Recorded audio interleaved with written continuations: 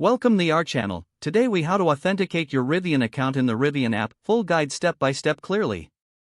Open the Rivian app on your mobile device. On the welcome screen, tap on the sign in button.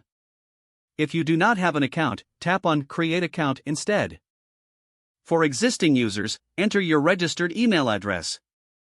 After entering your email, tap on next. A verification code will be sent to your email. Check your email inbox for the verification code. Once you have the code, return to the app. Input the verification code in the designated field. After entering the code, tap Verify. If the code is correct, you will be logged into your account. In case of an incorrect code, a prompt will appear.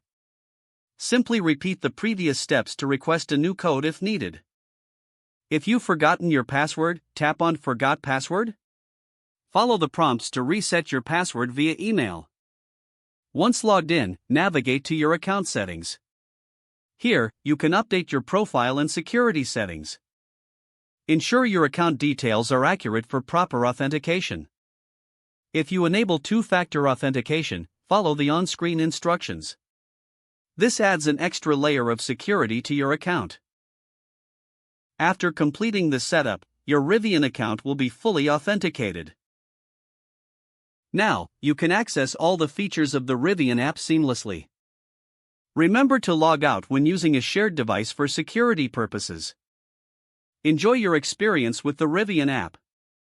If the page does not load, refresh the browser or try again in a private or incognito window.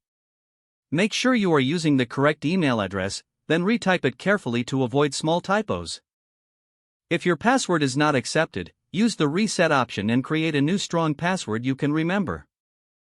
Check your spam folder for verification or security emails, then complete any requested confirmation steps.